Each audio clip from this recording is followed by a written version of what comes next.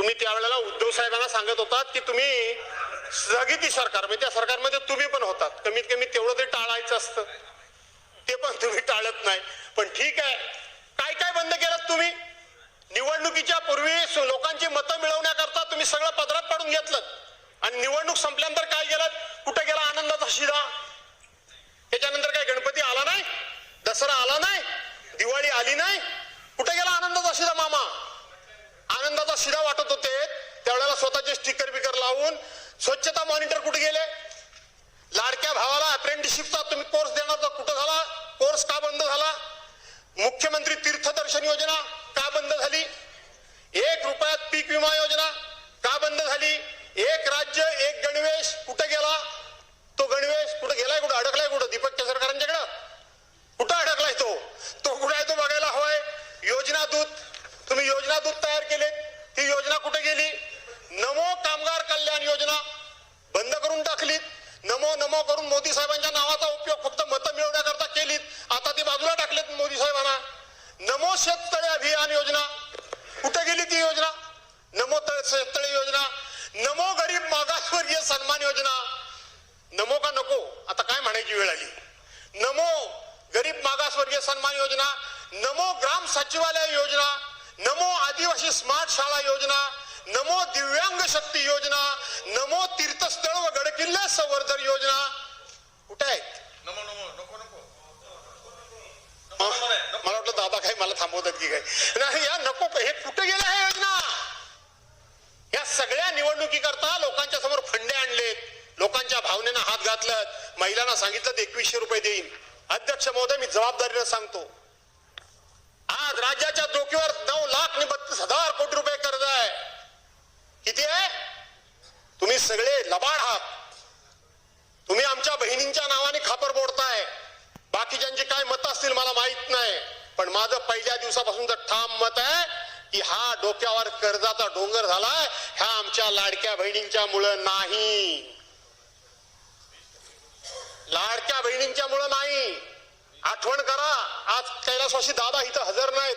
निवडणुकीच्या पूर्वी सप्लिमेंटरी बजेटमध्ये आपण 46,000 कोटी रुपयाची तरतूद केलेली होती. 46,000 कोटी रुपयाची सरकारने तरतूद केली होती. आज 46,000 कोटी रुपये तुम्हाला लागत नाहीयेत, 32 की 33,000 कोटी रुपये फक्त लागतायत. 2,53,00,000 महिलांना 1,500 रुपयाप्रमाणात तुम्ही त्या ठिकाणी निवडणुकीच्या अगोदर 1500 रुपये लाडक्या बहिणीच्या खात्यामध्ये टाकलेत. कुणी न मागता जबरदस्तीने टाकलेत. आज त्यातला आकडा थोडाफार मागे पुढे होत असेल राजे, पण 57 लाख महिलांना तुम्ही वेगवेगळी कारण सांगून कमी केलं. 57 लाख महिलांना तुम्ही त्या योजनेपासून आता बाजूला केलं. कसा वाढतो आकडा तुमचा?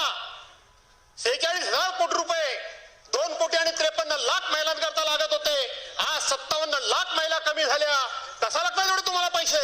फसवताय तुम्ही. तुमचा भ्रष्टाचार एवढा आहे, एका एका कामामध्ये टक्केवाऱ्या तुमच्या एवढ्या आहेत. काय झालं घोडबंदरच्या रस्त्याचं? सुप्रीम कोर्टाने तुमच्या कानपडात मारली. 6,200 कोटी रुपयाचं टेंडर तुम्ही काढलं, सुप्रीम कोर्टापर्यंत विषय गेला, डिटेल्स मी सांगत नाही. आणि तोच रस्ता 6,200 कोटी रुपयाचा रस्ता सुप्रीम कोर्टाने त्या ठिकाणी त्याचं इस्टिमेट वगैरे केलं, त्यावेळेला 3,000 कोटी रुपयाचा रस्ता झाला. एका योजनेमध्ये 3,200 कोटी रुपये तुम्ही भ्रष्टाचार केला. एका योजनेमध्ये अशा 1760 योजना तुम्ही त्या ठिकाणी केल्यात.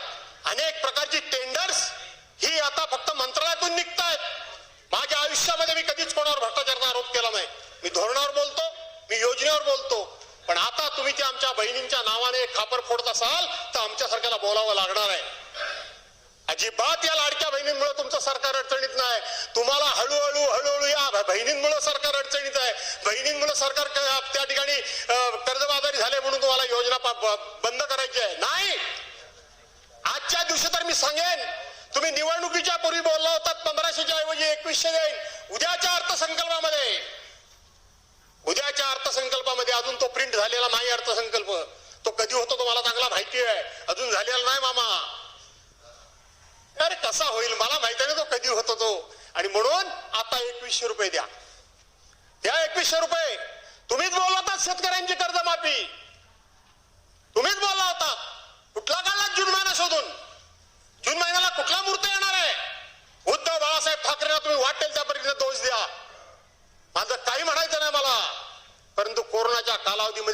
काम केलेल्या माणसानं शेवटी तुम्हाला त्याची जाणीव नसली किंवा आठवण राहिली नसली तरी महाराष्ट्राच्या ते मनामध्ये आहे.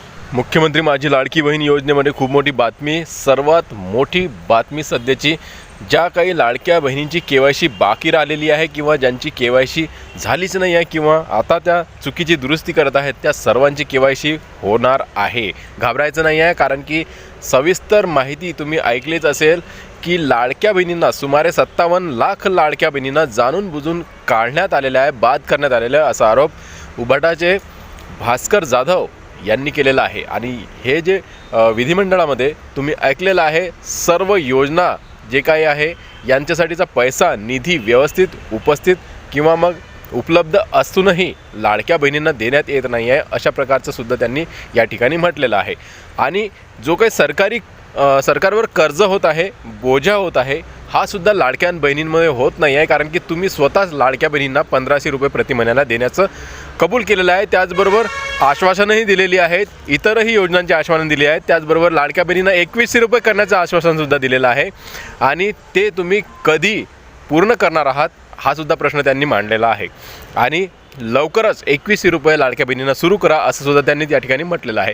आता एकूण काय तर लाडक्या बहीण योजनेमध्ये आता ज्यांची KYC बाकी राहिलेली आहे त्यांच्यासाठी ऑनलाईन पोर्टलवर KYC करता येत नाही आहे, त्यांना एरर येत आहे, तर त्यांनी घाबरायचं नाही आहे, कारण की सर्वच लाडक्या बहिणींची KYC प्रक्रिया लवकरच चालू होणार आहे. आता सध्या चुकीची दुरुस्ती करण्यासाठीचं पोर्टल ओपन आहे, त्यामध्ये आता सुधारणा करण्यात येणार आहे आणि लवकरच ऑनलाईन KYC तुमचीसुद्धा होणार आहे ज्यांची KYC बाकी राहिलेली आहे.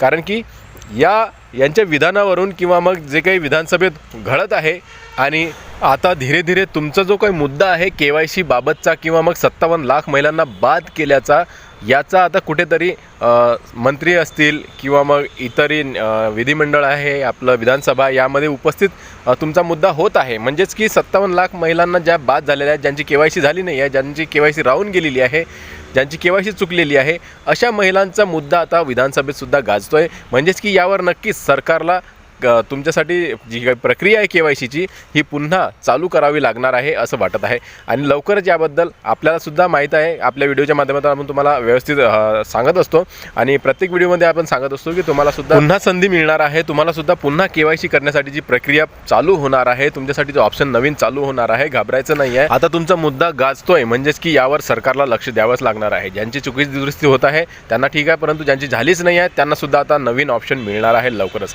व्हिडिओ आवडल्यास टेक्निकल मराठाजी या चॅनलला नक्की सबस्क्राईब करा.